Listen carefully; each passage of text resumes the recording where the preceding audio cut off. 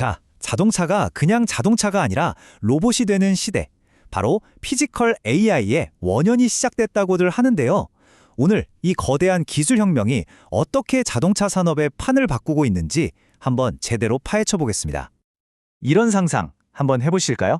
만약에 우리가 아는 세계적인 자동차 회사가 내놓은 가장 혁신적인 제품이 자동차가 아니라면 어떨까요? 좀 뜬금없죠? 근데 바로 이 질문에서 오늘 모든 이야기가 시작됩니다. 자, 그럼 첫 번째 이야기부터 시작해 볼게요.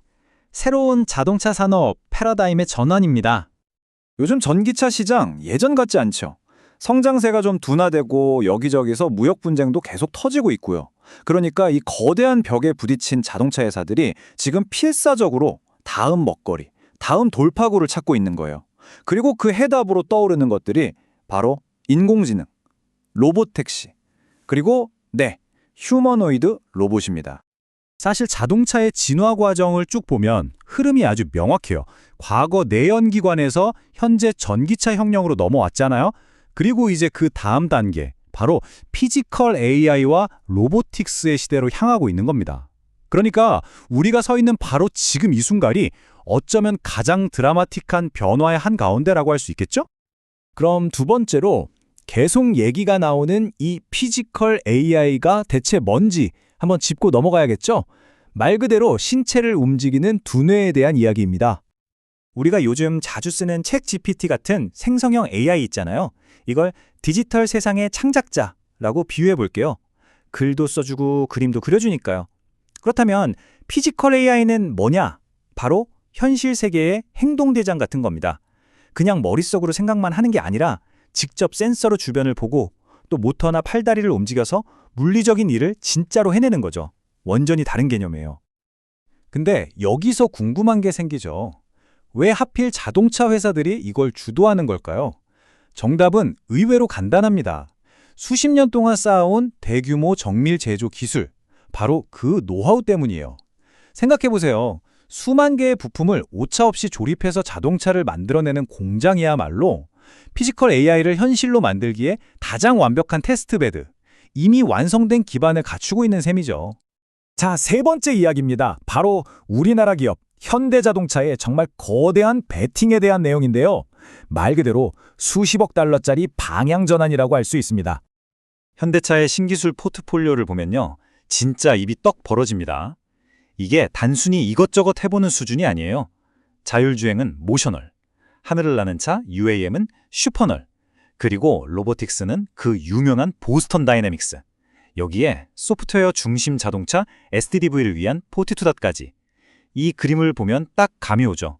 아, 이 회사는 그냥 자동차를 파는 걸 넘어서 미래의 모든 움직임 자체를 장악하려고 하는구나. 정말 큰 그림을 그리고 있는 겁니다. 그 큰 그림의 핵심 축이 바로 이 두 가지라고 볼 수 있습니다. 땅 위를 달리는 자율주행차 모셔널과 두 발로 걷는 휴머노이드 로봇 아틀라스.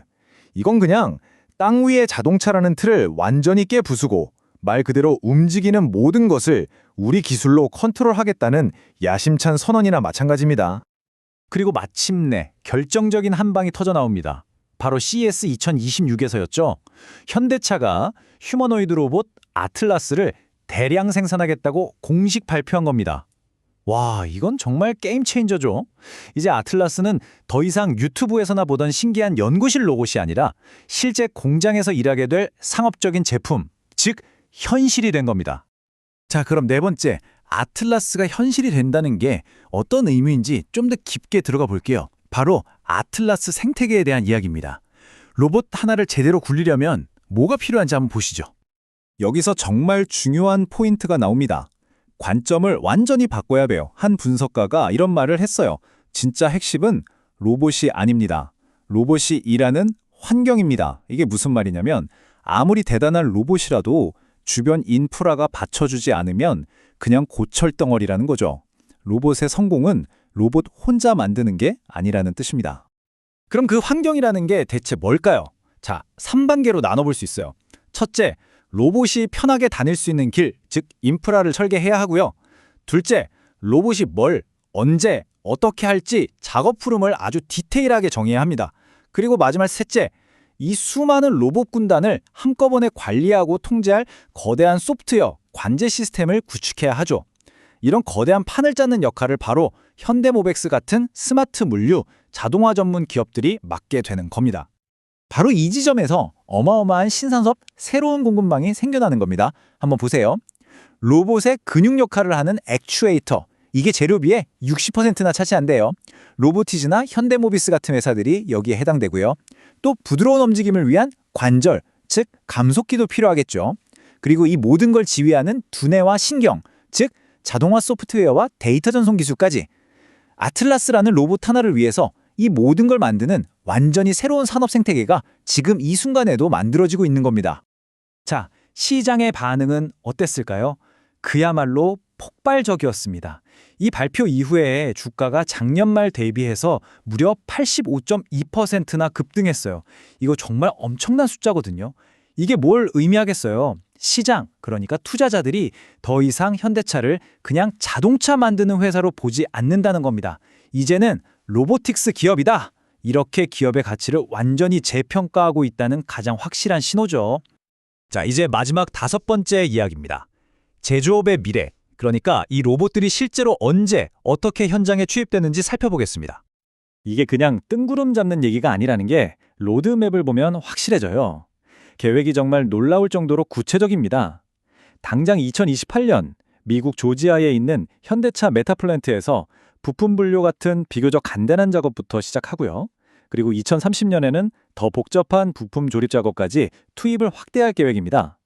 보세요. 이건 그냥 언젠가 되겠지가 아니라 날짜까지 딱 정해진 확정된 현실인 겁니다. 게다가 이런 기술 발전뿐만 아니라 외부 환경도 로봇 도입을 더 빠르게 만들고 있어요.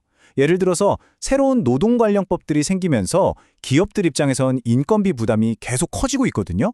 이런 상황에서 로봇 도입은 이제 하면 좋은 것 정도의 선택이 아니라 안 하면 뒤처지는 필수적인 생존 전략이 되어가고 있는 거죠. 정리해보면 이렇습니다. 휴머노이드 로봇은 마침내 수십 년간 머물던 연구실을 떠나서 이제 우리 바로 옆에 있는 공장으로 향하고 있습니다. 자동차 산업은 그 거대한 변화의 첫 번째 도미노 조각일 뿐이에요. 자, 그렇다면 진짜 질문은 이것입니다. 이 첫 번째 도미노가 넘어졌을 때 그 다음으로 쓰러질 산업은 과연 어디가 될까요?